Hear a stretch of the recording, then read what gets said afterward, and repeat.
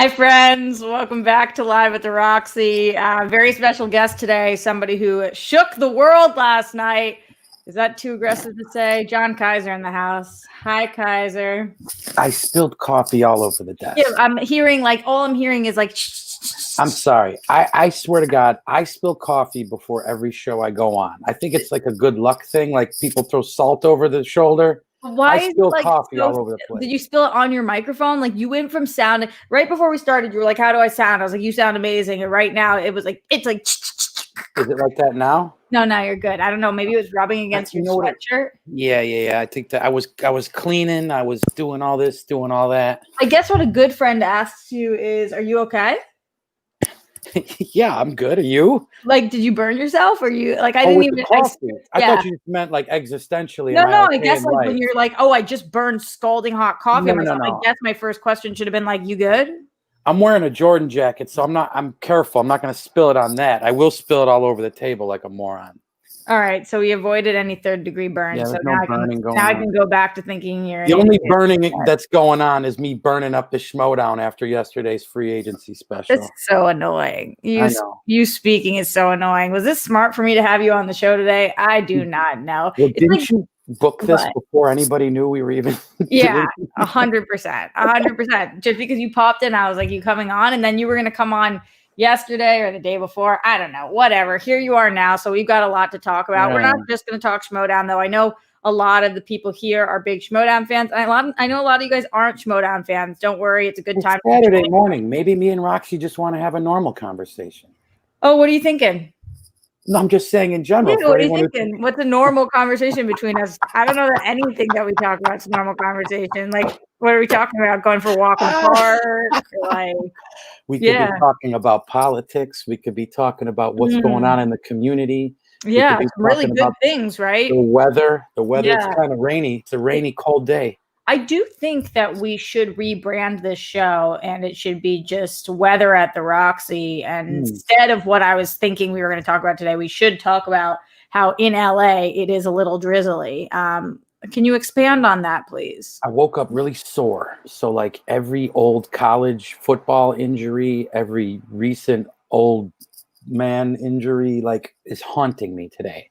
I literally jumped out of the bed. Maybe because you made the wrong move last night. You think it's the universe? I don't know. I think it's biology. I think that I'm at my age and after, having as many twisted ankles and knees as I've had, I sprang out of bed like a spring chicken today. I was fired up to conquer the world. And I'm like, ooh, there goes the knee, the lower back. How old are you? I'm 40 something. Okay, well, I don't think that that's old enough for you to be in severe back pain. I'm in a lot of back pain too, but I have craters on my chest. What's your excuse? I mean, my whole body's a crater. I'm like a crater. I'm like a giant crater with legs. You know what I mean?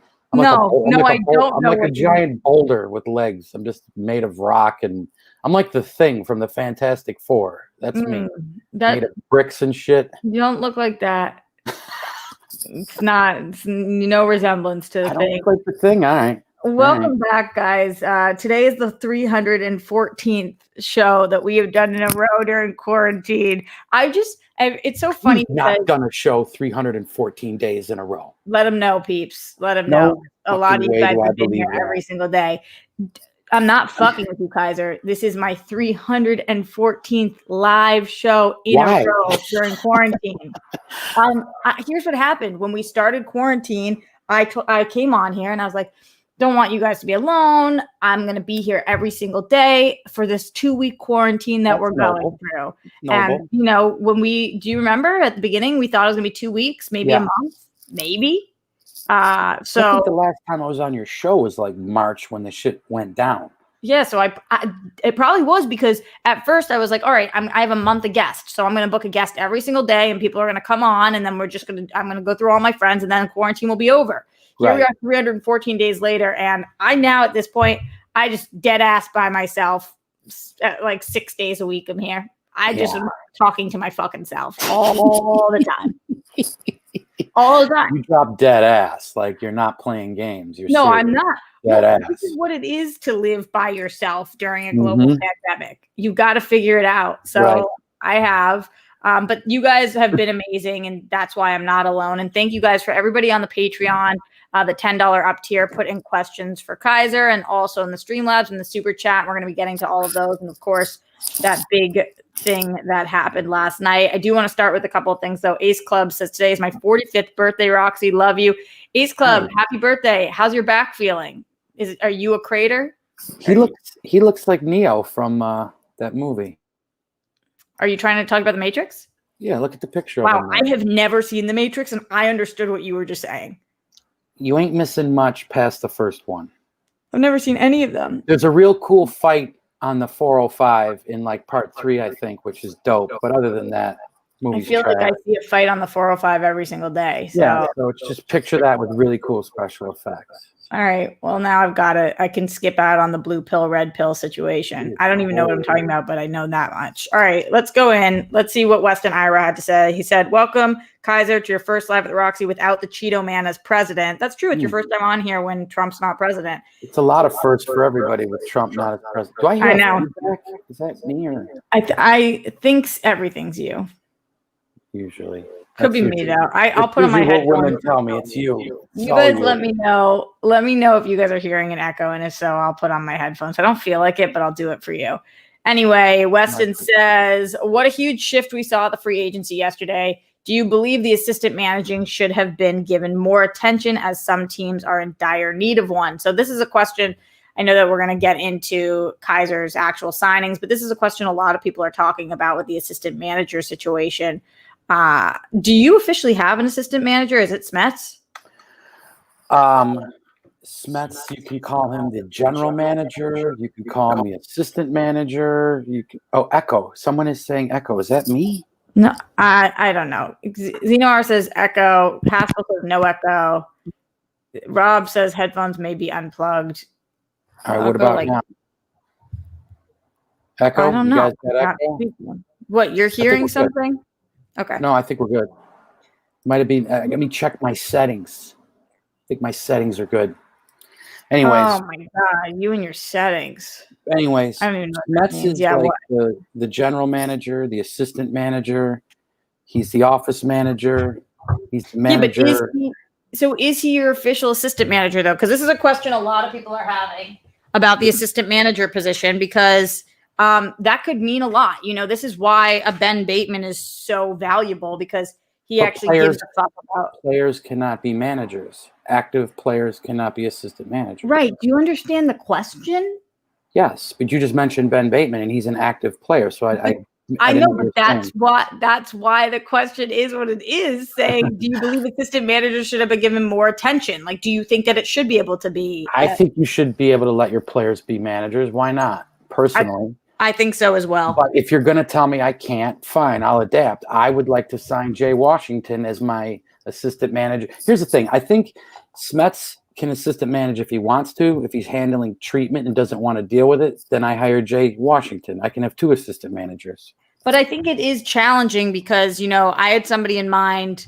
I had 2 different people in mind to be my assistant manager, and I am not allowed to have either of those people. So it is challenging. Like, I can't really tell at this point what is going on with the assistant manager stuff. But I think that that's because Christian and Mark have not made decisions yet. Like, I don't think. Yeah, I think it's still being debated. Yeah. The parameters of that position. But I do think that if we end up being allowed to have assistant managers. We will. It will. No, I mean, if we're able to have assistant managers that are on our team, that will affect my draft. Because I'll make sure I draft somebody that I believe can fill that position. Would that affect your draft? Minimally. I mean, I know people. I just mentioned that. Here's the thing. I think if Smets felt like he could manage a match, sure, let him go do it. If Smets is fucking tired and had a long day of treatment, don't want to do it, I should be able to put somebody else in there. So straight up, I'll be straight up with you because, you know, I'm frank. I've reached out to Jay to see if he was interested in the position. Now, I don't know if I'm going to be able to hire him in an official capacity, faction capacity. So you stay away from him. Go find your own is what I'm getting at. I don't know. I do like Jay a lot. Yeah, but Jay has this year. Why don't you like him next year? Let me like him this year. What am I? Are we supposed to all just back off and let you like everyone? I mean, because that is what it feels like. Before we get to more questions from the people, I guess let's just talk about it. So you pulled off something pretty miraculous. You came in straight up last place last year. So that was miraculous within itself for all the shit talking you did. And then this year, you were able to sign the greatest player of all time, Dan Murrell, and arguably one of the greatest players of right now, although his award show appearance was slim pickings, Ben Bateman, and of course, Robert Parker, who was supposed to be the next IG prodigy. So pretty massive, massive free agency for you. Talk to me about the behind the scenes. There's only so much we can talk about in a live forum, but I think everybody knew Ben Bateman and I are friends. You know, we play in the same fantasy football league together, which me and Smets beat his team and Andrew Guy's team. We talk music. Oh, you and Smets got the official invite into the fantasy team. Wow. We won it in our first year. That's how good we are. Damn, that's incredible. So, yeah, kind of same thing as our first year in the Schmoedown, first year in the fantasy. You know, Ben Bateman and I are both big fans of things like heavy metal and beer. So we have a lot in common. We talk a lot. And he knew I was going after him this year. And I think he obviously put me in the conversation with a couple other managers. Do you know who else he was talking to? I think he was talking to everybody at some point. I'd be surprised he wasn't talking to you too. I mean, the guy was talking to everybody. I would assume, because a lot of you guys have been asking about this, I would assume that the teams that we didn't know who was going to be filled were Sam, you, and Kate were the main people that I was figuring he was going to be talking to. But I don't know. Early on, when I said, you know what? I'd love you to come play for me. If you don't, then you don't. We'll still talk about, you know, what's your favorite Def Leppard record. Like, I don't get, you know what I mean? Join, but let me know now. Don't fucking string me along because I got to figure out what I'm doing. And at least he was upfront about that when he finally, you know, had the vision straight and said he wanted to be with us. I said, all right, well, now I got to go out and get you a partner, you know? And so you signed Ben before you had a partner for him. Well, I don't mean signed officially, but I mean, I had him. I think that Ben probably had other managers who were offering him things and he was weighing what the best option was. Okay, but Ben was your first. Like, you pulled Ben before you pulled Dan. Theoretically, but if they pulled together, in the end, they had a conversation and both decided they wanted to do it. But I would say I was speaking with Dan. That's the more accurate way of putting it. Or I was speaking with Ben before I was speaking with Merle. Fact of the matter is, Smets was talking to Merle, and Merle, you know, had mentioned, hey, you know, I'm still a free agent. I haven't signed with anybody yet. Tell Kaiser to call me. I think Dan wanted to hear from a lot of other managers, which he did. I think there were managers who, you know, had the inside track on him for a minute. But I like to say, you know, maybe Smets came in like Obama for Biden and helped close that deal. That's the advantage you have of having a smasher in your dungeon. That's 100% true. I mean, I will say, it's very hard to turn down right now. We all love him so much. So going to play on a team that when you're fighting every game, you're fighting for Smets, like that is incredibly hard to turn down. And I don't know about Dan and Smets' relationship as much, but Ben and Smets are very good friends. Oh, they're thick as thieves. Yeah. And if you think about it, I mean, the dungeon is the biggest group of criminals in the league. So you might as well get them all together for one fantastic heist, you know? Yeah, I think we're like the A team. You know, we're breaking rules, we're breaking laws, but in the end, we mean well. What about Ben and Dan actually? And I'm not sure because obviously you haven't announced who teams are, but we have to assume that you're pairing Ben and Dan together. Otherwise, what are they both doing on your team? What was that conversation like? Because I know that Ben has been after the team's belts for quite some time. And was that a big selling point for him? Or is that a little nerve-wracking? Because obviously, if he does win with Dan, there's going to be conversation about him having to sign with the greatest player of all time to win the teams. You know what? For being a provoker, an inciter, a rabble rouser that Ben Bateman is, a shit stirrer, he's very upfront with me. And when he came to me early, he told me what he wanted. And he said, I'm not playing games. Why would I want to enter a team's division if I didn't have a partner that I didn't think I could win it all with? Why am I even competing? And he's right. And he's right. And I said, let me go out there and get you a player. Let me go out and get you a partner. I had 3-4 guys I was on the phone with trying to find Bateman a partner before he officially signed with me, because he had other people who were, I'm going to be honest, at first I thought I could have put Paul Preston and Bateman together. I thought Preston would have been a good fit for the dungeon. But then at one point I thought maybe Ben would go with Kate and have that team over there, and then as things sort of, come together. What happened with the Preston situation? I don't know. I wasn't on the phone. Those two had their conversations. Oh, so you would say, I think I can get Preston. I think I can get Ben. And then you would set the two of them up on a phone call. And then they would kind of talk it out. They made up their own. They set up their own phone calls. I wasn't a fucking secretary for nobody. I just would reach out to these people on their own. Also known as being a manager, but yes. There's somebody else that's Hannah's job is to set the phone calls in the thing. I basically went out to people to get them interested, and I said, I think you'd be good with so-and-so. And then they went off and have their own conversations that I'm not part of. You know what I mean? Let them talk it out. And so, I've talked to a lot of people this offseason. I mean, I'll be real with you. I reached out to your boy, Matt Damon, the Demon Damon. Why does everybody call him that? I don't know. Alex Damon. That's right. Him. I didn't get any.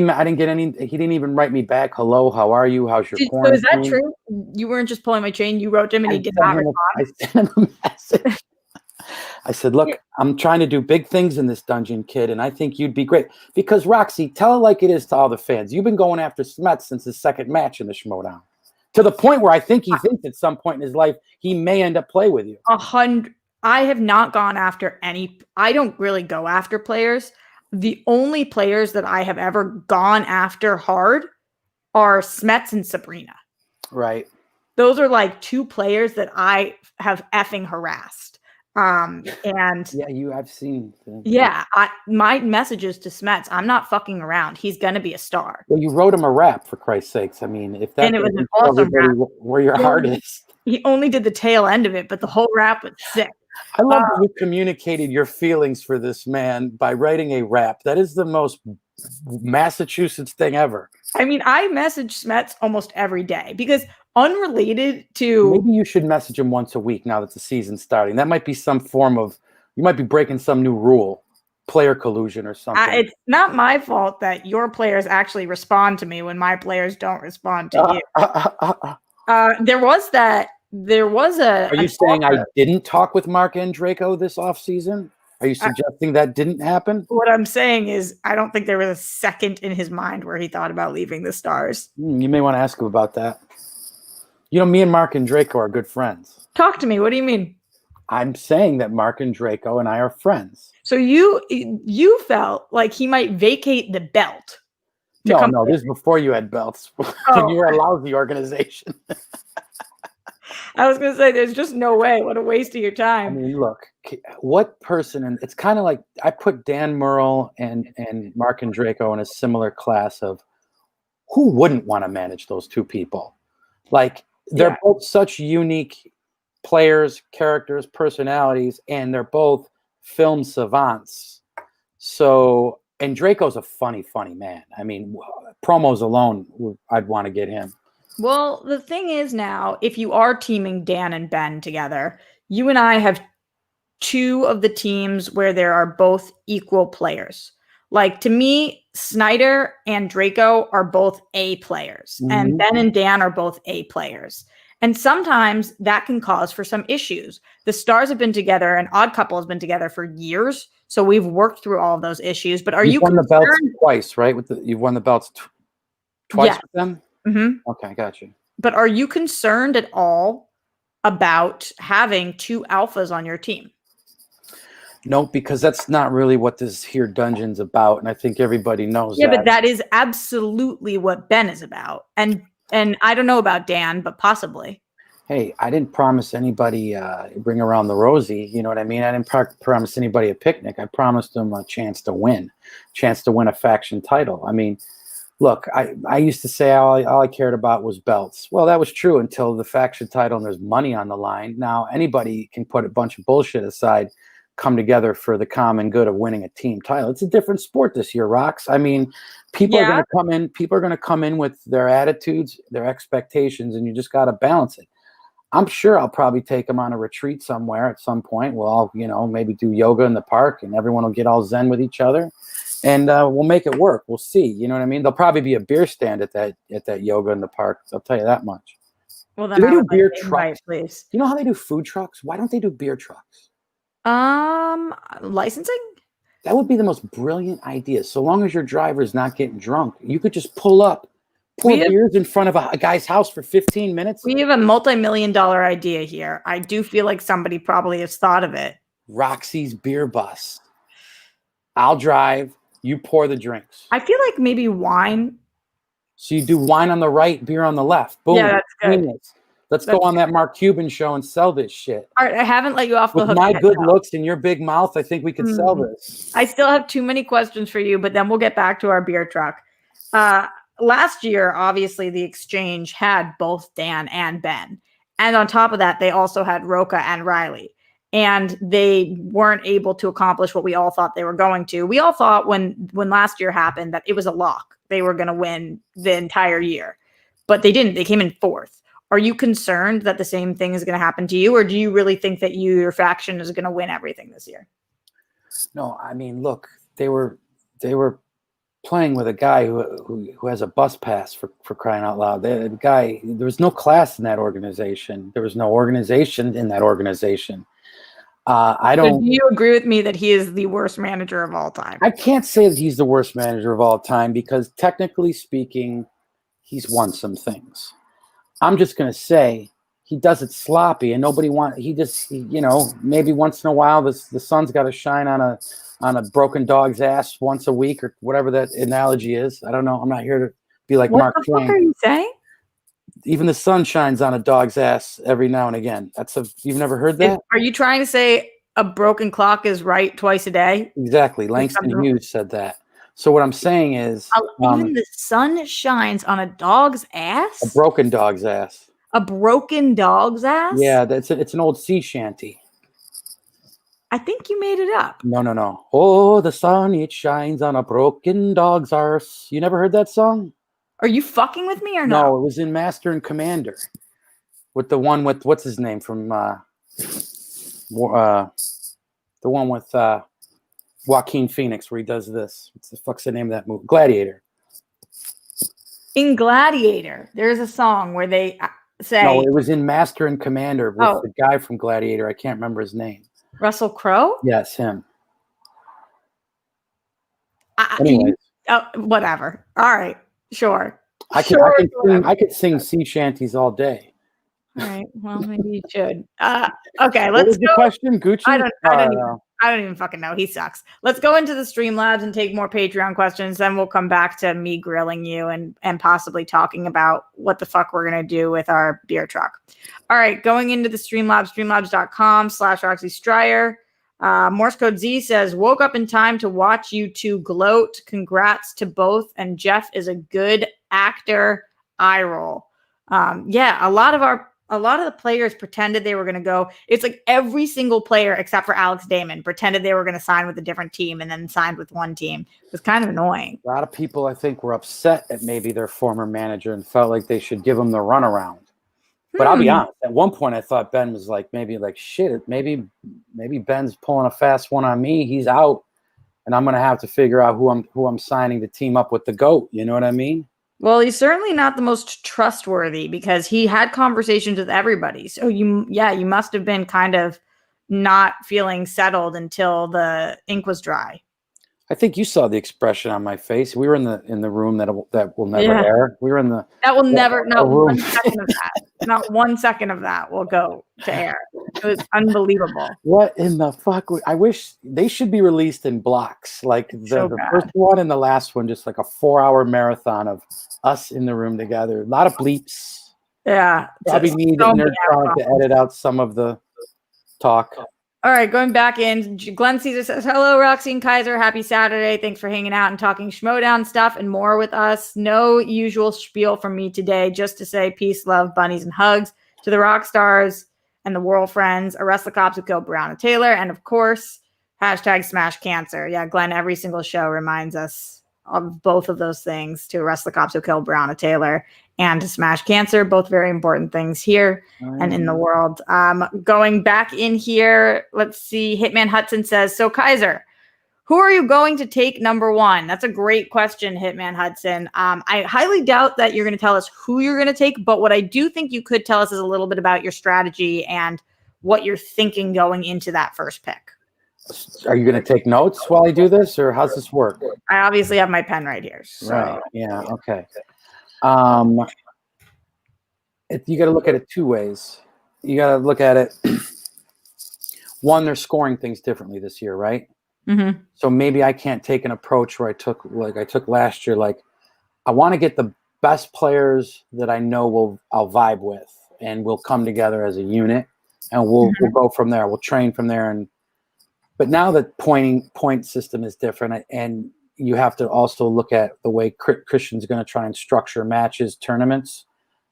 Maybe certain players in IG are more valuable, and Star Wars players are more valuable than they were in last year's draft. So it's just a completely different strategy. But I think you and I have had some conversations behind the scenes about what players you and I would like to get, and if maybe they didn't go to me, and they possibly you would be a good place, for these people. I don't want to say any names out loud, but I'd say anybody I've told you about, I'm still interested in, that I don't want to talk about on live television.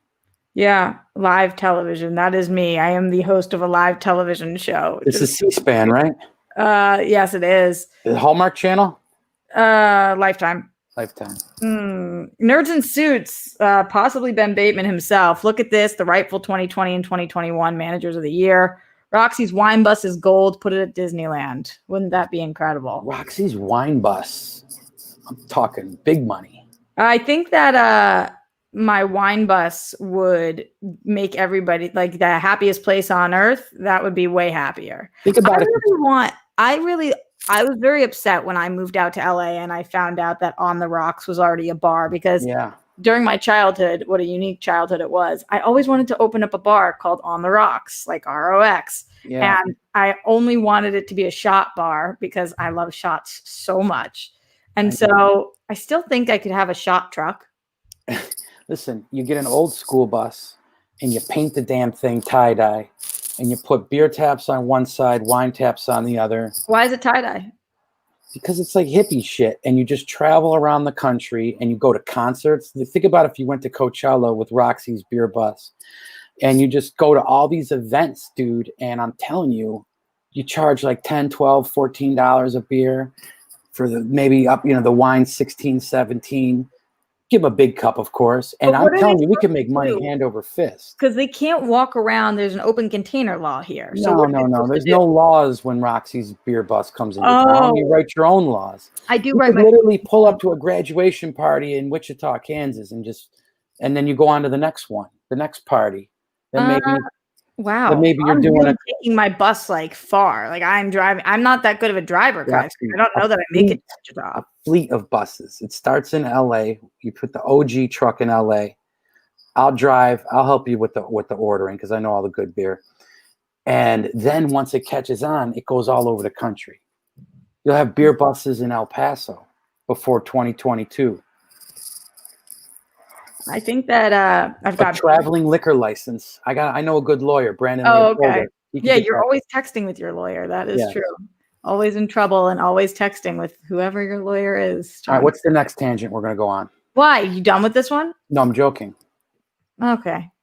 Lloyd Nance said, happy Saturday, Roxy. You want a tangent on that, or what are you thinking? No, I think we can do better. Let's go back into the Patreon.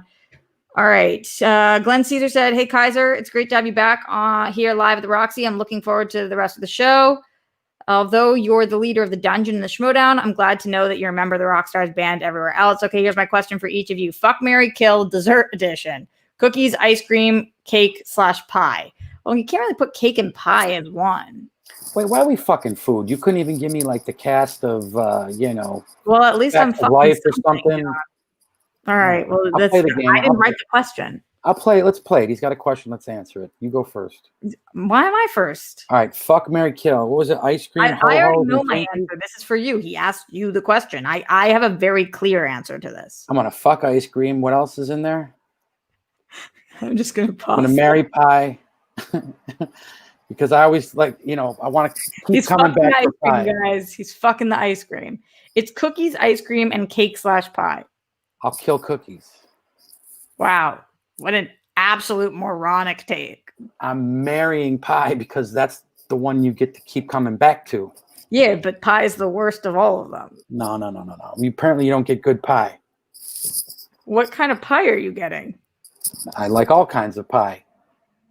I'm surprised you weren't fucking pie, American Pie style. Key lime pie, I'm a big fan of. Pumpkin pie. Wow, you have really shitty taste. It's kind of unbelievable that you don't like key lime? Free agency. It's fine, but like over a chocolate chip cookie, are you on crack? I'll take a good key lime pie. Over most pies. I like pumpkin pie. So Garth McMurray says, back in September 2019, I sent a super chat into SEN Live saying, Schmoedown Entertainment Network show idea. Managing your life with Kaiser and Dagnino, offering life advice to super chats while telling tales from their lives. Mark Ellis and Christian joked about it, but they didn't take the idea seriously. When did you and Dagnino decide to join forces and do your own show and network, and what prompted you to do it? Very, very simple answer to a simple question. We basically do give advice and tell ridiculous swashbuckling drunken stories every week on Late Night with Gucci and Kaiser. So we already do that. If you've been listening, Gucci's been teaching you how to get rich off Bitcoin for about a year now. Didn't Bitcoin just completely crash? There was a big sell-off, but when he was telling people to buy it, it was going up. But anyways, I'm not here to talk about his investment tips. I will never take advice from Gucci in that way. Listen, he was right about the Bitcoin. Was he? Didn't everybody just lose 25% of their Bitcoin? Roxy, I'm talking about 4 or 5 months ago. He was telling people to buy it. Did he tell them when to sell? I don't recall that. Maybe I wasn't on that. I don't recall. Oh, I remember him telling people to buy the shit. Now, then it's up to you to pay attention to the market and know when to sell. Okay. All right, but anyways, why did we put a show together? Because what happened was, as you well know, Roxy, every Saturday after the matches in the studio, we all go to Barney's Beanery and we drink and break balls and tell stories till it becomes dark outside. Pandemic restricted that. We couldn't, Gucci and Kaiser couldn't have no more barroom banter. So we said, let's just kick a late night show, where we can go break balls, have some beers, see if some people will come aboard. Larry, our boy Larry Payne, Lando Payne. He puts up with you guys so well. It's unbelievable. He's the best. He decided to try and make it somewhat official, and Late Night with Gucci and Kaiser was born. But that don't change nothing on the battlefield. I still want to, slap them around in the Schmoedown. I mean, it is what it is. Yeah. We're like 2 rams. We're going to go to war. He doesn't really speak English. So I can't really get on him for that. I don't like this aspect of you that won't shit on Gucci with me. I shit on Gucci all the time. I mean, what do you want me to say? I don't like this aspect of you where I'm trying to have fun and shit on Gucci and you're like, he's a decent manager who has Bitcoin advice. Like, are you fucking crazy? He's got terrible taste in players. I know that much. I mean, honestly, I'm going to offer you a trade right now. I'm going to trade you the Barbarians beaver skin scarf, John Roca's stinky shoes, and Tom Dagnino's. You didn't want to go with Roca's iconic mask or hat. You just want to go with the shoes. Stinky shoes, stinky boots, and Dagnino's. I hate to say it. I'd hate to say it. He's got a Michael J. Fox crop top. I'll trade you that for your 8th, 9th, and 14th round pick next season. Okay, there isn't It's a vintage Michael J. Fox crop top, like Teen Wolf. How are you going to get all those things? This is the worst trade ever. Worst trade ever. I robbed Gucci. You mentioned that you think that he has got bad taste in players. Let's talk about that for a second. Worst. Who do you think, other than you, had a good draft or had a good free agency, and who do you think didn't? think Sam Levine is someone to look out for this year. You do. That's interesting because Sam had one of the most. Sam is putting a lot of eggs in singles and teams players. Sam is not, unless I'm wrong, Sam does not right now, as of now, have a Star Wars or Inner Geekdom player. So, and he doesn't have a partner for at least one of his players. That's what the draft is for. Fill in the blanks. Okay. So you think Sam did a good job? I do. I think with Sam's first 2 picks, he could put himself in a good spot. I think for people who didn't see, he's got Irwin, he's got McWeeny, and he's got Liz Shannon Miller. Pretty strong. I think he can put all himself 3 excellent players. I think he can put himself in a good place. I think you can put yourself in a great place because I know who you're looking at in the first round, and I hope you get one of those people for your sake. You know what I mean? Just to keep it competitive. But you got your trade pick back. You're going to have an opportunity, and you have a diverse team, especially with Damon being an IG guy and stuff. So you're in a good spot. Diverse in terms of their skill level, not in terms of their appearance. I do have many white men on my team. Yeah, why don't you get a few chicks in there? What's going on? I caught heat for that last season, and I'm very aware of it. I feel like because I'm a woman, I get away with it a little more. I had some stellar, you have a very white dude team too. Well, I do this year, but last year I had a stellar female lineup: Video Drew, Brittany Young, who all went out on wins. I'll let the world know. Stacey Howard. I love Stacey Howard. Great. Is she back this year? She's back in the Schmoedown? Yeah. Yeah, and I have to say, she's one of my favorite players, A, to ever work with, but B, your first round draft pick? Here's the truth. Because of what's going on in us being in quarantine, there's such an emphasis on Inner Geekdom and Star Wars right now that I don't know that any manager should pull somebody that's not IG or Star Wars in their first round. I mean, I think that's the consensus. I don't know. I mean, different people. So, okay, you said Sam. You thought Sam had a good draft. Talk to me about who else. What do you think about? About Gucci? What do you think about his free agency? Who's? Gucci's. Apparently, your favorite person. No. Far from. He's my business partner when it comes to late night comedy. Okay, so we still got to keep that ship afloat. I think JTE is valuable because he's coming back to LA. I hear he's moving back to LA. Is that really what you heard? I think I've heard that. I don't know for sure. Wait, just honestly, this is something I should ask you offline, but I'm going to just ask you online. With April? I don't know. I just heard he might be coming back to LA. For matches or coming back? Maybe it was the context of coming back for matches, and I thought it meant moving back. Because you're dropping some. I mean, that was a huge thing for you to just say without explaining it. Well, maybe maybe when they said coming to LA for matches, I don't know. Who's maybe Gucci. Oh. Maybe he said he'll come to LA for matches. I forget how he said it yesterday. You got to ask JTE. I will.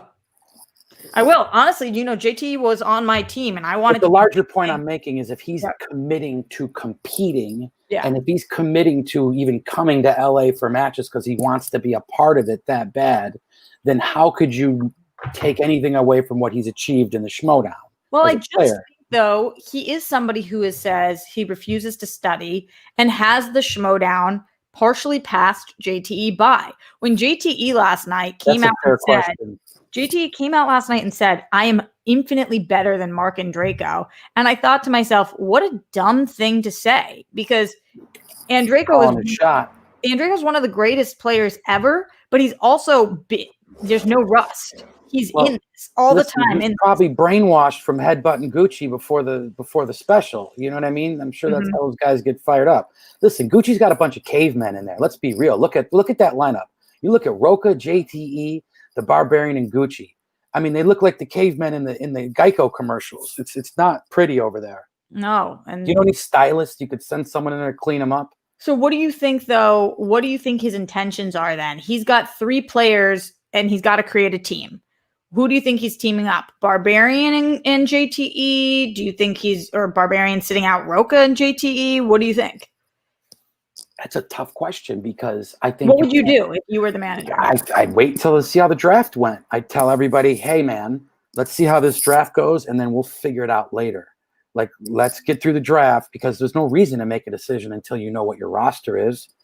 And then you can pivot. You can look at whose strengths are what, and then, make it work, right? I wouldn't come out with anything right now. Personally, I wouldn't want to be on a team with Roca if, you gave me 2 Dan Merles to be his partner. It's mainly because he's a pain in the ass. But the Barbarian, I think, has got a very good base knowledge of movies. Well, he's got an exceptional knowledge of movies. It's just that, he can't count to 10 without some help. Mm-hmm. Very true. He's got good recall, good movie recall.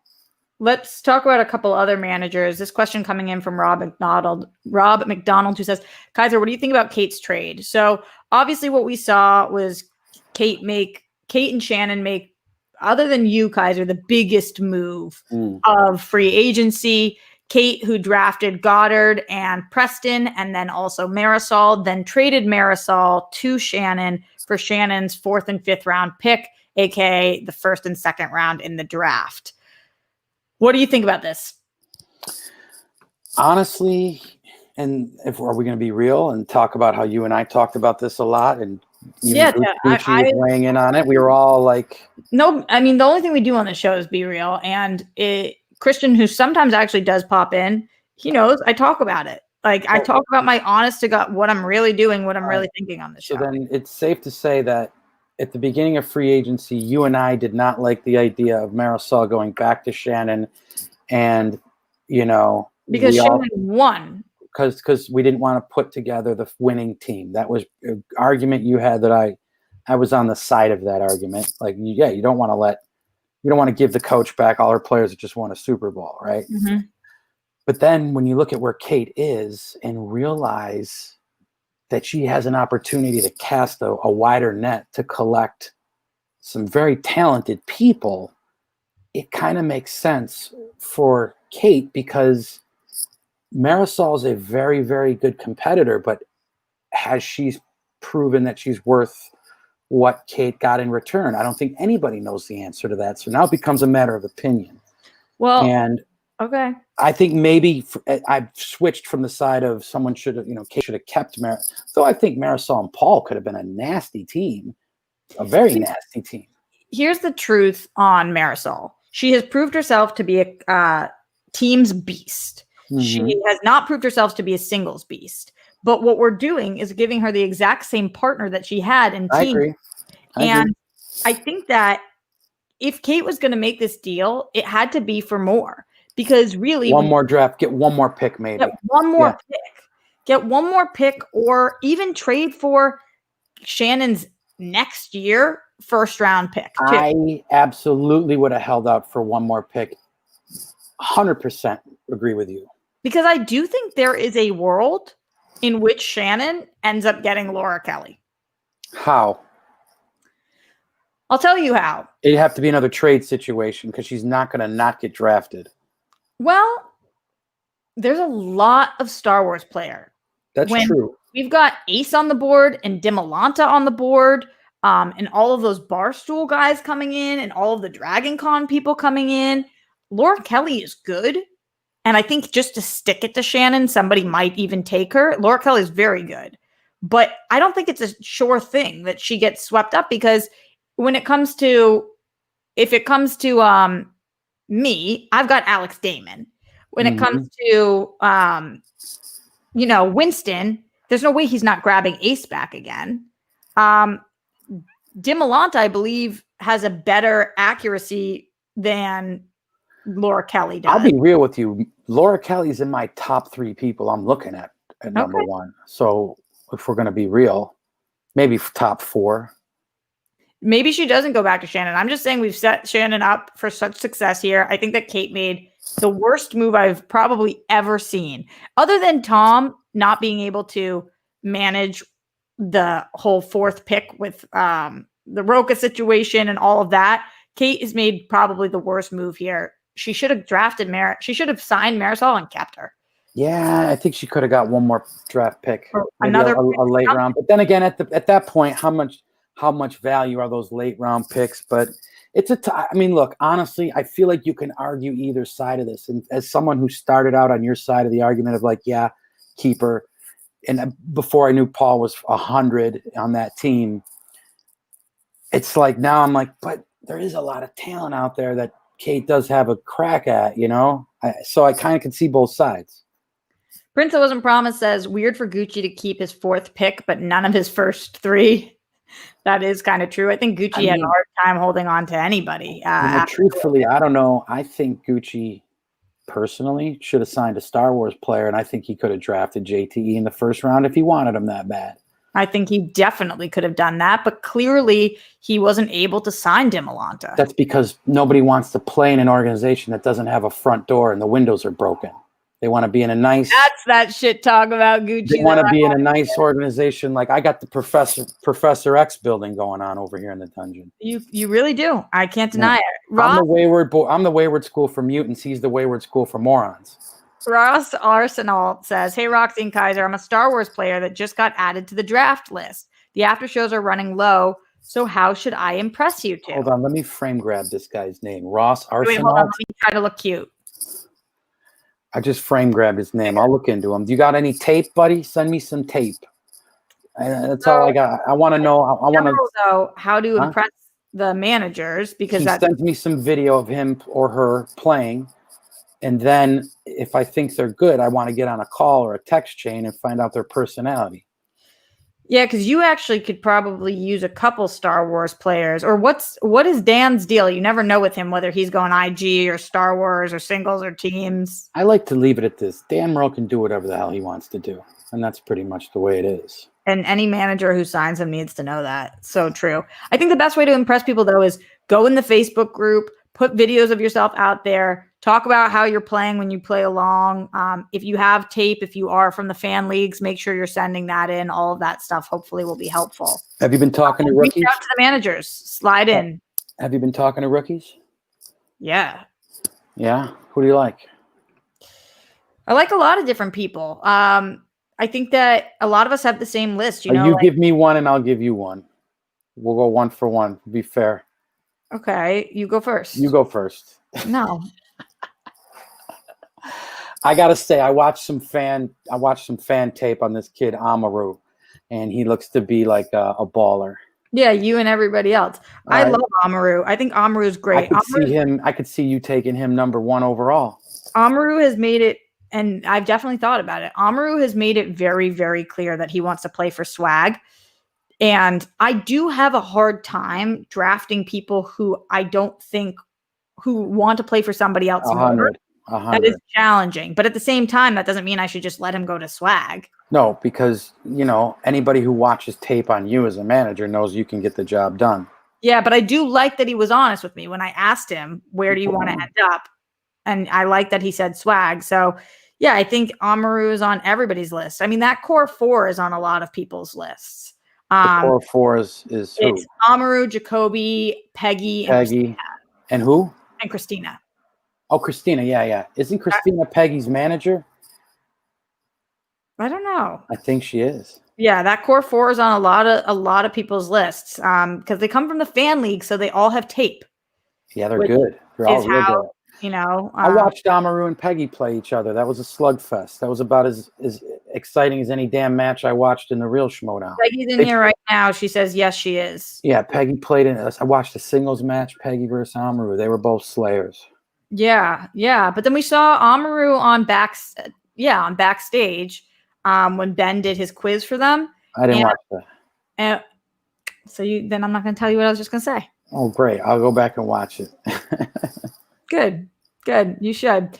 I think that we've got more questions coming in, so let's take some of these. But thank you for asking us how to get noticed. A lot of the people coming into the draft have been asking about that, and there's some people like Jesse Swift right now. Holy shit, that kid is loud. Like you can't ignore him because he's so fucking loud. So I think he quit smoking cigarettes and he's just trying to get all his energy out. That might be a good thing. That might be. You don't know. Okay, so he looks like he smokes them without the filters too. That kid, I got to tell you. Oh boy. Dragon 17. I don't know why I said Z. Kate has 4 picks in the first 2 rounds. The 4 picks will be much more valuable than Marisol. Just watch. Here's the thing, Dragon Z. She already had, people are like, she gained 4 picks in the first 2 rounds. 2 of those were hers. She had those picks. Right. And one of those is instead of keeping somebody she could have signed in the third. So she's gaining 1 pick. She's just picking up 1 pick. She's picking up a 5th round pick. That's what we're talking about. She's getting a 1st and 2nd round pick. Yeah, well, 1st and 2nd of the draft, which is really a 4th and 5th round pick. Okay, fair enough. So and the 4th drafting, but the 4th is instead of the 3rd round, where she took Marisol. She's losing a keeper. Right. Oh, so yes. That's right. She's just gaining 1 pick, and it's in the 5th round. She needed to get more. She has bad lawyers, a bad accountant. Someone over there can't count. I would have definitely gotten another pick. Definitely. She gained. But did you ever take Kate to be a math whiz?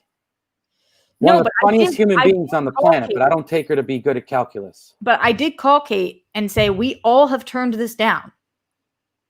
We've all turned it down. She didn't listen to you, huh? She didn't listen to any of us. I called her and she tried to get me to come over and paint her fence. And I'm like, this isn't the reason I'm calling you. I'm calling you to make sure you get the best deal for yourself. Look at this. Christina popping in right now, too. Nice to have you here.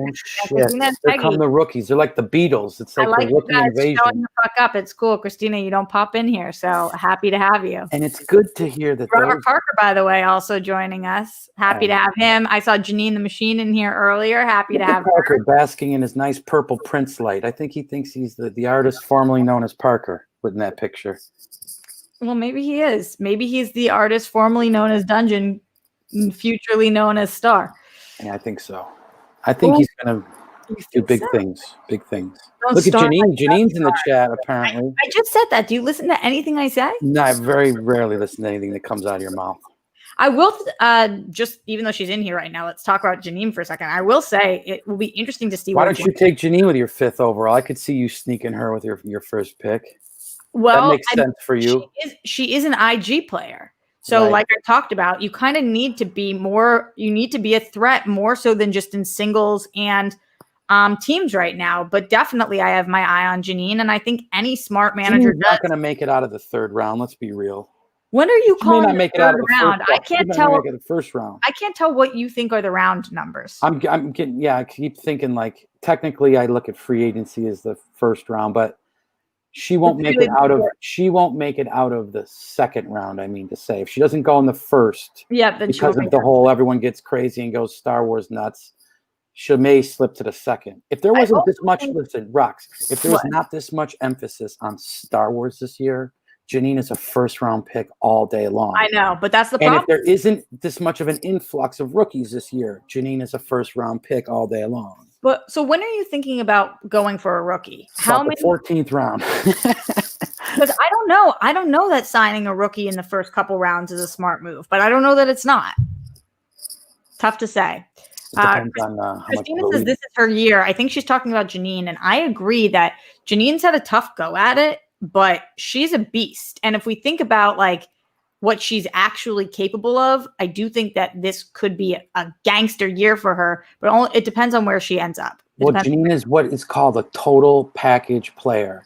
She's got the brains and the trivia. She's got the character. She's dynamite on the mic. She's beautiful to look at. There's not a box Janine does not cross as far as being a Schmoedown competitor. Like for any rookie coming in the league, look at how Janine does it. If you want to look at how you do it with brains and pageantry, that's true. That's one of your best examples. That's very, very true. I agree. Going back into the streamlabs.com/Roxy Stryer. Weston Ira says, Kaiser, I hope you don't give your lawyer too much work to do today. In honor of the legend himself, what's your favorite Larry King moment? Rip Larry King, rest in peace, and hashtag smash cancer. Yeah, I woke up to that. That was really fucking sad. It's like I thought he was going to live to be 205 years. I thought he was going to outlive me, quite frankly. I know. But my favorite Larry King moment has to be did you see when he had Jerry Seinfeld on the show? And he's like, you did 9 seasons, 100 and something episodes. And then you got canceled. And Jerry's like, canceled? I walked away from that show. It was the #1 show on television. I like him saying he got canceled. That's yeah, right. It got canceled. And then it got canceled. And he's like, canceled? He's like, I left when it was the #1 show in America. So that would be my favorite. Like, you could probably Google that and find it. I think that it's awesome how much people wanted to get interviewed by him. Like, there's very few people who are as respected as he was. Everybody wanted to talk to him. Everybody. You've seen the Marlon Brando interview, right? Yes. Mm-hmm. Holy Jesus. Let's keep going, but rest in peace, absolutely. PLD, Paul Denuzio says, in a meeting, but I had to stop by and give Roxy love and Kaiser is due for a hell of a draft. Are you looking for a replacement for Hannah? Jake makes a hell of a coffee and also makes a great omelet. He'll work for cheap, too. You know, I don't... What is your deal with Hannah that he keeps doing all of these, like, video? What's happening there? Hannah was a hired position. He was hired to help analyze talent. He's scouting rookies. Now it's only a contract. He hasn't been drafted. He hasn't been signed. He hasn't been anything. I signed Hannah to an off-season contract to help me manage the talent. Are you looking at signing him? The kid, of course, I'm always looking at signing Brandon Hannah.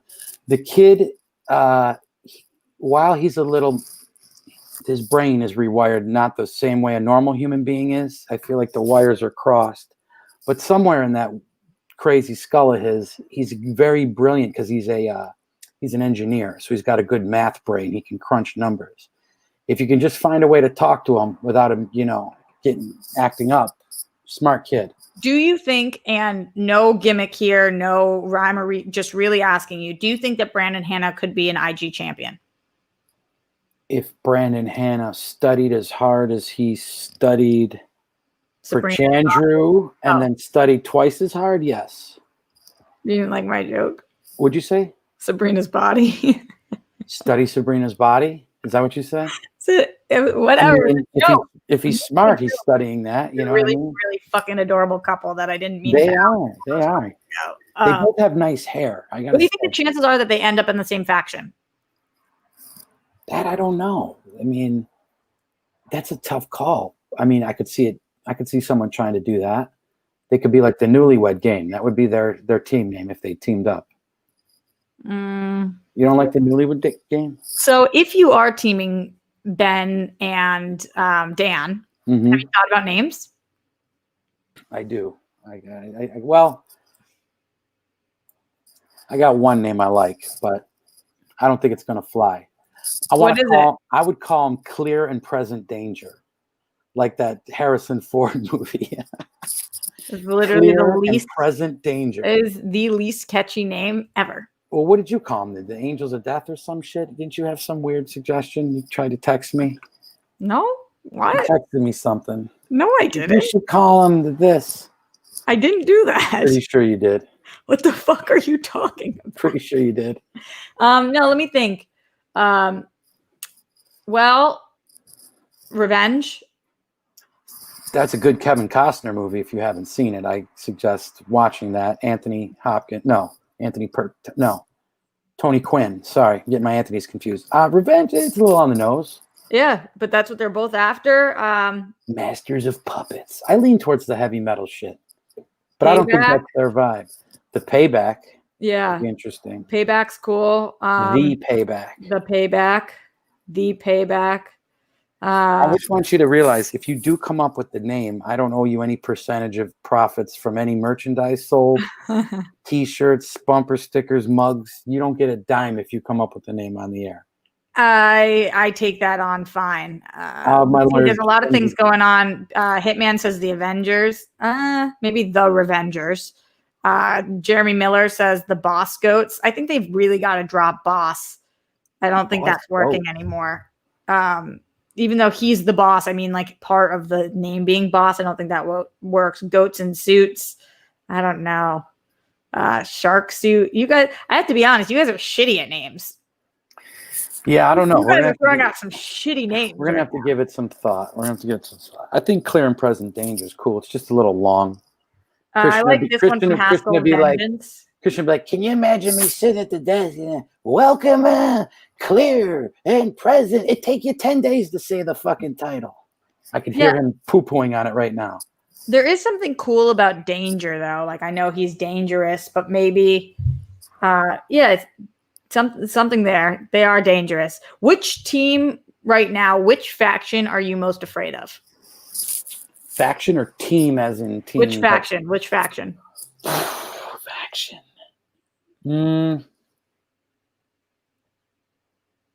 I'll put it to you this way. I'm going to say Swag, and I'll tell you why. Okay. I think the Radio Shack champion, Chandru, is going to be tough for any team to take out. I think he's He called me Khaleesi, by the way. Yes. What is that from? Oh my God. Where do you live? What's Khaleesi? You never watched an episode of Game of Thrones? I've never seen one game of One Throne. The white hair person. I thought Khaleesi was a cheese. Oh my God, Emilia Clarke's character. What the fuck? Good thing this isn't the TV trivia Schmoedown. So I think he's always going to be tough to beat, and I think Paul Oyama is just getting better and better and better and better, and Paul Oyama might be your next singles champion if he gets a hold of Collins before Merle does. So let's just isn't going to happen because it's going to be Snyder, but okay. Let's just say there's a world where Oyama got the shot before Snyder or Merle. On Oyama's best day, he wins that belt. And so I think Swag, and look, you got to give Shannon Oyama's this much credit. I mean, she put together her 4 of her 5 hitters, and that's always going to be trouble. I think you get the right first round pick, and you're right there in the conversation. I was the only person who really didn't. Every other manager really had to think. I was the only one who didn't. Well, you have 3 belts. There's not much to think exactly. about. That's what I'm saying. Like, people who were guessing that what I was going to do, it's like, I have 3 champions on my team. Yeah. What are you doing? Yeah, totally. To me, this year, it's so much more even than last season. I think you're right about that. There's so many people to be afraid of. Like, you putting together Dan, Ben, and Parker. I mean, you definitely could win this entire season. Shannon coming back with 4 of her 5, she definitely could win. Winston, who, in my opinion, is honestly such a phenomenal manager. He's just so good. And he's going to have him ready to play. That's the thing. Yeah, and you're right. Oyama's sick. I think Oyama on his best. Sam putting together 3 really heavy hitters. Sam's going to we haven't talked about Koi at all. A lot of people were not stoked about that Kevin Smith move. What do you think about Koi? Look, you. First of all, I think Kevin Smith. Wait, actually pause that because I just don't want this to go away. This is fucking brilliant. Vicious Ocean says, "Ben there, Dan that." Parody team name. That is what? That at least a slogan. That might be the winner right there. At least a slogan, because you can't. Christian won't announce that out loud, but you need shirts that says "Ben there, Dan that." Yeah, I should send that person. That's fucking amazing. Screenshot that. That's so good. The Vicious Queen. All right, Vicious Queen. I love that. All right, sorry, keep going. What do you think about Koi? I think that Kevin Smith is definitely going to get better at this game, because I think right now he's just got like freak talent, like just a lifetime of being a movie fanatic, a movie savant. He's good. I think he can get better, and he will get better. I think Koi might have been afraid someone would draft him in the first round. Definitely. And I definitely would have thought about it. Because so that to lose a presence like Kevin Smith in your faction is a huge, huge, huge thing. I would have given, maybe Koi thinks he can, really wrangle up some young Collins, Marisol level young talent and make it work. So I understand. I probably would have risked it. I probably would have tried to sign someone else and got Smith in the first round. The truth is, though, and for more behind the scenes for you guys, first of all, Kevin Smith won 2 of his 2 matches. Mm-hmm. So that means that's more than a lot of people. Sure is. Second of all, and he's going to get matches. He's going to get matches. He's going to get matches. And then here's what we know about Kevin Smith. everybody knows Kevin Smith is the person to hook up his friends. Kevin Smith has been doing that for years. Let's be 100% honest. Coy is an actor. Like, you guys don't think that if him and Kevin stay close, that Kevin's going to put Coy in a fucking movie. How are we going to, and is a good player. So how are we going to sit here and say anything other than Coy is making a decision that's really fucking smart for himself? And on top of that, he has Shazam, who are one of the greatest teams. So any of the hate going towards Coy right now, I just don't get it, because it's a brilliant move. Listen, he's going to play. Kevin Smith is going to play at pay-per-views. He'll probably be a part of Spectacular. And he's won. He's 2-0. 2-0. I'm on record saying Smith versus Flutenflaus is the best match of 2020. Hands down the best match. Yeah. I love Bateman Merle. I loved Merle Collins, those slugfests, you guys versus Shazam. All these matches were fun to watch as a Schmoedown fan. But front to back, Flaus versus Smith was the craziest, most absurd, fun thing all year long. And that's why you have matches like that. Haskell says ideas for Ben and Dan: Vengeance Rising, or Trivial Assault. Trivial Assault is interesting. I kind of like that. It's like Trivial Pursuit. You're playing off of... Yeah, but do we want two white men with a team name called Assault? That's a good point. We are living in I feel like, just bring on the Me Too comments. If this was the Charles Bronson era, 77, we could have got away with that one. I'm just thinking that's a hard no. Yeah. I've already kept you a little too long. Do you have time to go over a couple other things with me? Yeah, no, for sure. Okay, Streamlabs, Ross Arsenal, who is the person who is now in the draft apparently. Which platform should I DM you guys? I'll be posting another promo, and I'll search through 100+ hours of my podcast to find a few trivia nuggets. Big fan of both of you and your players, so I'd be honored to play on either of your teams. I'll be in touch. I think the best way to do it is to tag us in the Facebook post, so that we can see. Send a DM in Twitter. You can reach out to me. I don't know if you can send people DMs on Twitter if you're not following them. I'm not sure. But that's why I'm easy to find. Yeah. Send me a message. And if you tag us and it's impressive, then we'll find ways to reach out to you as well. Yeah, that. I'm also on MySpace. You can talk to me over there. Don't even fucking say that. Unrelated to anything Schmoedown, because I did want to not spend the whole time talking to you about this, but we just can't help ourselves. Of course. You said something to me right before we were starting the show that I was impressed with. I know that I had said that I've gone live 314 days in a row. Unbelievable. How in the fuck? What is your plan? Just to keep going? Here is the truth about me. I have no plans. Right. My plans are always what I do is I just don't stop. I just keep fucking going. What the fuck's the plan? I don't know what the plan is. Right. To be a big star? What the fuck's the plan? I don't know. Keep going. Somebody to meet me at a restaurant or on an airplane? I don't know. I don't know what the plan is. But I know that I'm showing up every day right now. You want the Nora Ephron plan, it sounds like. Something like that. But you told me that you have been doing something for several days now too. Well, yeah. In conversation, it's mentioned that I haven't had a drink for the month of January. So was this one of those, are you people do dry January? Are you done after the 30th? I was challenged for the dry Janury. Challenged by who? A friend. And Which friend? It doesn't matter. Do I know them? No. Maybe. A girlfriend? Maybe. Wait, maybe a girlfriend or maybe I know? No. I'm saying maybe you know them. But that's nor here nor there. What's important is who was it? It doesn't matter. Why can't you tell us? Because it doesn't matter. Oh, is that person doing it as well? Yeah. What's going on right now? So anyways. Wait, why are you being cagey? Because I don't feel as though I should be speaking about what other people have decided to do with their life. Do you understand? Well, I didn't know they were decided to do it with their life. I just knew that they were. If they decided that they wanted to go on the 31-day challenge, that's not my business to talk about it. Right? I just asked who challenged you. And I said somebody is all I said. It doesn't matter. You got to remember how I grew up like The Sopranos. I don't have to answer any questions I don't want to. So here's what I'm saying about this. 31 days.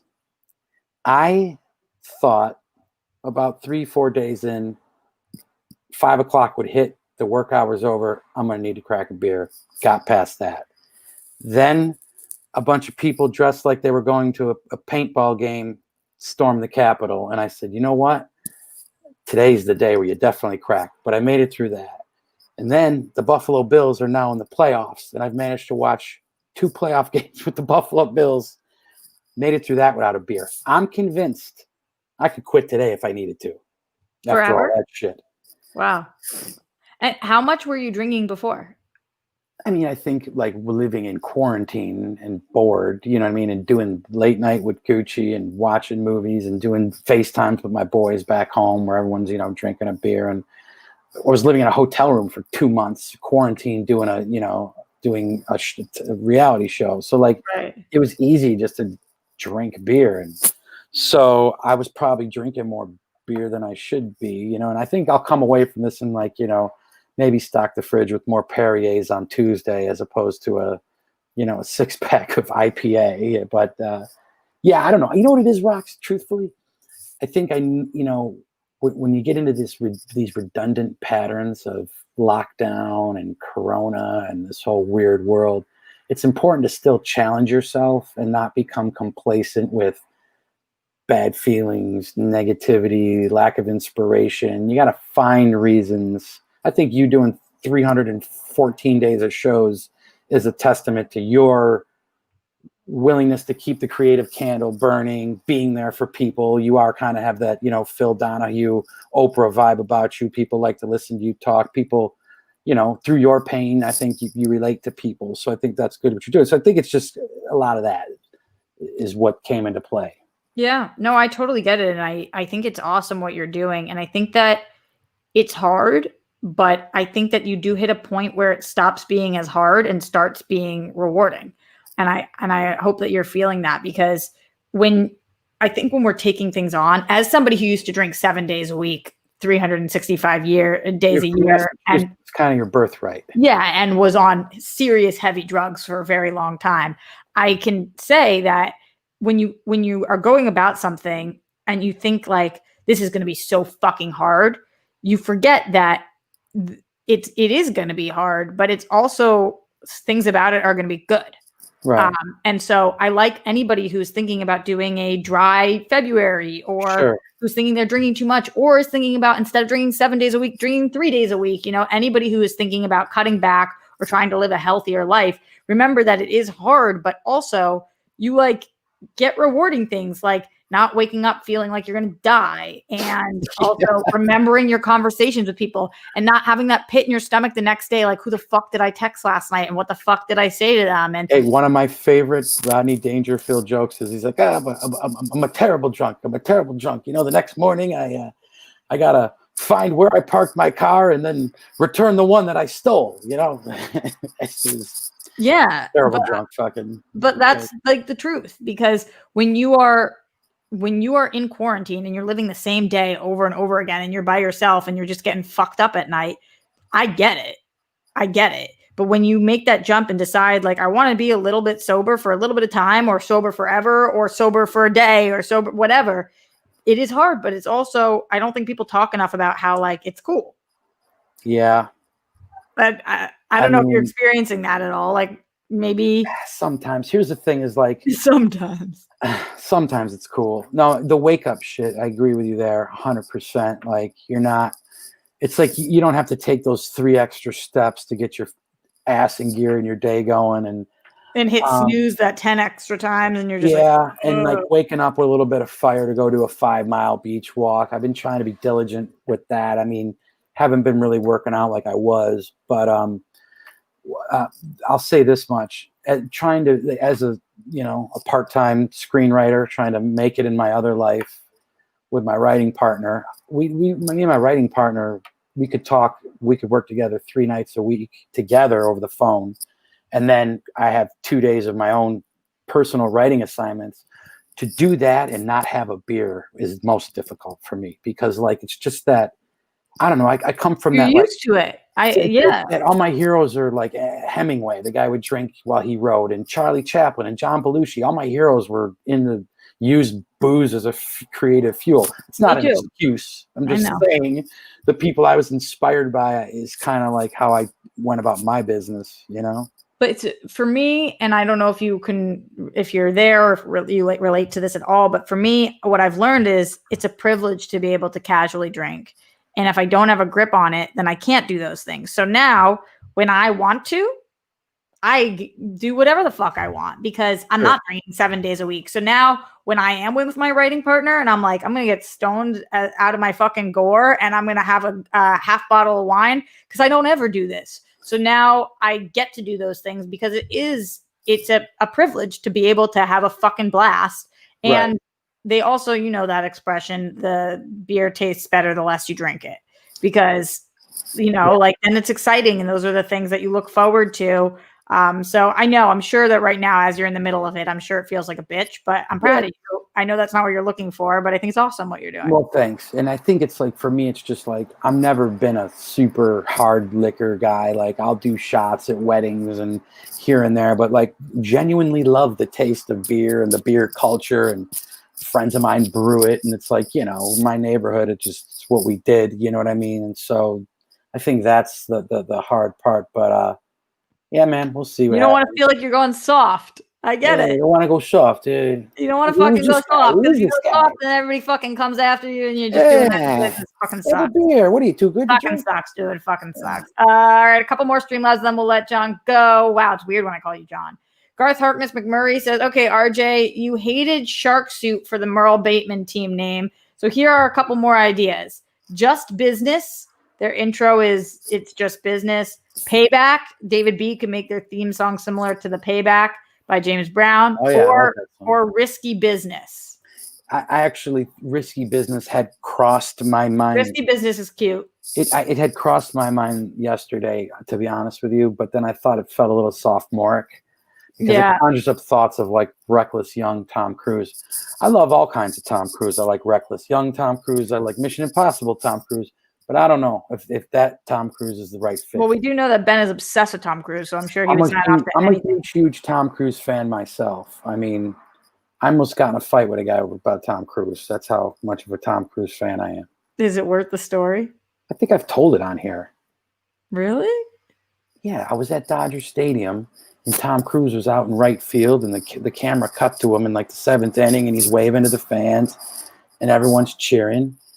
And some dude in front of me started calling him all kinds of nasty things that I probably shouldn't say on this show. And I'm like, have some respect for the greatest. I said, have some respect for the greatest action hero of all time. And he turned around, and the dudes, both of us were drinking beers. He's like, what do you give a shit what I say about that? Blankety blank, blank, blank. And I'm like, look, buddy, I'm not here to talk about Scientology. He's the greatest fucking movie action hero of all time. I go, I'd like to see you strap your fat drunk ass on the side of a plane and do it. And then our friends had to break us up, and then we moved to a different section. This is the most used story ever. That anybody should just pile on Tom Cruise for no reason at a ball game. That's all I'm saying. Wait, this is amazing. This one, Jake Yakoveta just Streamlabs this in, but apparently it's coming from FTYT in the chat. So kind of like Benedict Cumberbatch, but Ben and Dan Cumberbatch. Ben and Dan Cumberbatch. That could be Bateman's alias when he has to check into a hotel in New York for a live event. Wow, you guys are good. These are good ones. You're good. I gotta say, you're good. Ross Bristow says Kaiser, best and worst Spielberg movie. Oh, hands down, best. Close Encounters is my favorite Spielberg movie. Worst. Oh God, there's so many bad ones as of lately. Did he do any of those spin-off Jurassic Park movies? I'm having a tough time thinking of AI. Is that a Spielberg movie? Yeah. You think that one's his worst? No, I'm probably not his worst. I don't know. He's made some bad ones. He has. He's made some fucking stinkers. What did you say was his best one? I personally love Close Encounters because it may not be his best film per se. He directed Indiana Jones, right? Yeah. That's his best movie. Okay. That's solved. No, but I love Close Encounters because it feels to me like if aliens really came, it'd be like that kind of shit. It ain't like, oh, let's blow up the White House and drag a dead alien across the desert and this and that and Star Wars. the shit, if it really went down, would be a lot like what you saw in Close Encounters. I think, you know what I mean? Where they're trying to communicate. It's a thinking man's sci-fi movie. And Richard Dreyfuss it plays the part of every man and how they, he's going through this big family existential crisis in life. And now everyone thinks he's nuts because he's seeing aliens. You know what I mean? It's a beautiful film. I was going to say it's time to get out of here, but there are a couple more things. Kaiser, I'm sorry to keep you so long. I think you have to become a resident. I think you need to start doing once a month. All right. If you're all right. Kyle Beckworth says, proud of you, Kaiser, looking great. I'm 6.5 years sober, or 6.5. Wow, rocks. Bro. I got tired of the hangovers and wasting money. Congrats on landing Merle and Looking at his picture with Mark Hamill. That's dope. Oh, you have good eyesight. I can't see shit. I got a giant monitor.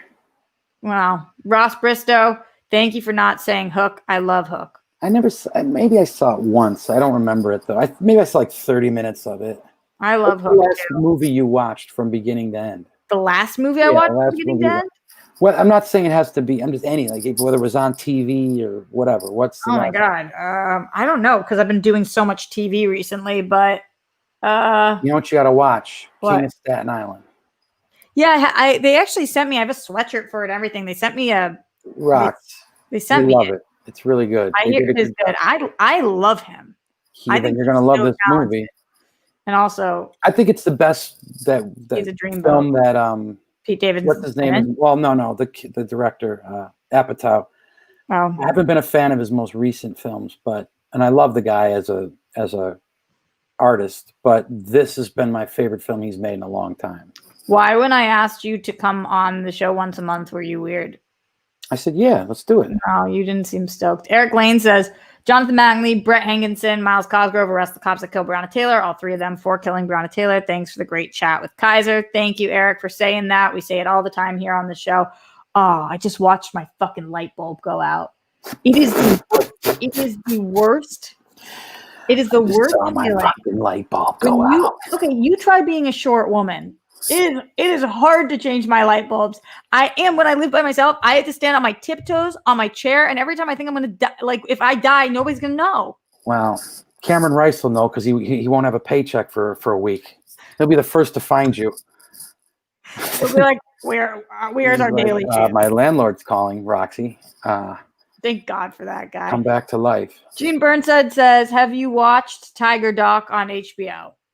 What's that about? I don't know. I'm wondering if they did like a Tiger King follow-up. I never saw the Tiger King either. Where the fuck have you been with no Game of Thrones? I wasn't interested. I got really into the Watchmen TV show, which I loved. It's good. That became my go-to. I started watching Fargo. I'm trying to get caught up on that.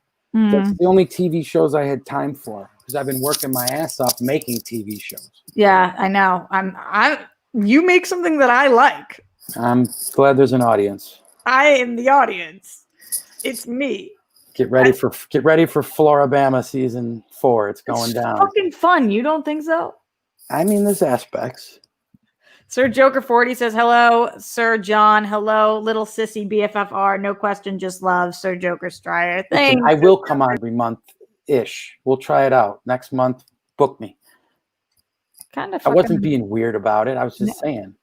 Gene says it's the Tiger Woods thing. I thought Tiger King. That's really disrespectful of me. My bad. I love a good sports documentary. Wow, how fucked up is it that in 2021, when I hear Tiger, I think King, not Woods? Oh, that's brutal. Sorry, Tiger Woods. Sorry, Tiger Woods is right.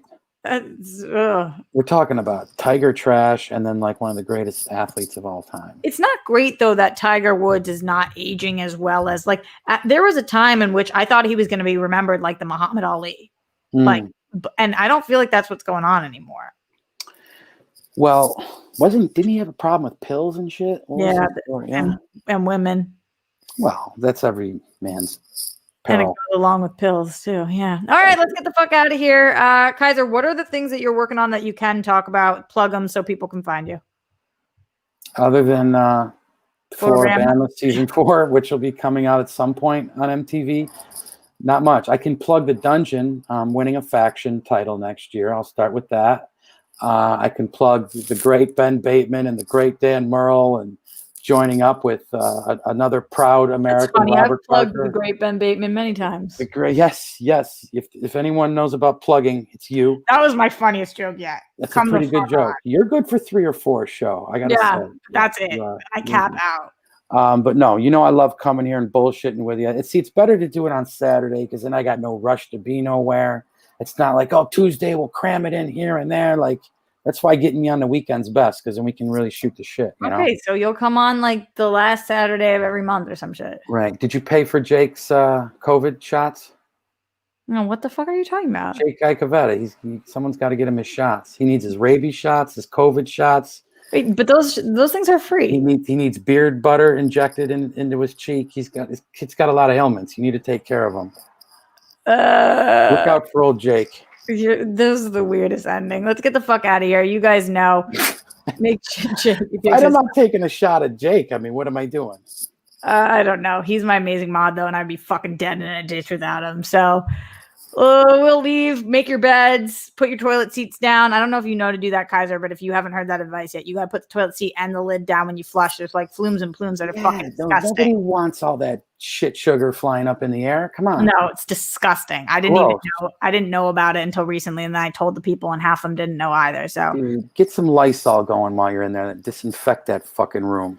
Completely. All of that. Stay safe, stay sane, reach out to those who you love and make sure they're okay during this time. You never know which ones are the ones that need help. So just make sure you're reaching out to people. And I'll be back tomorrow live at the Roxy, and tomorrow night for the World Girls.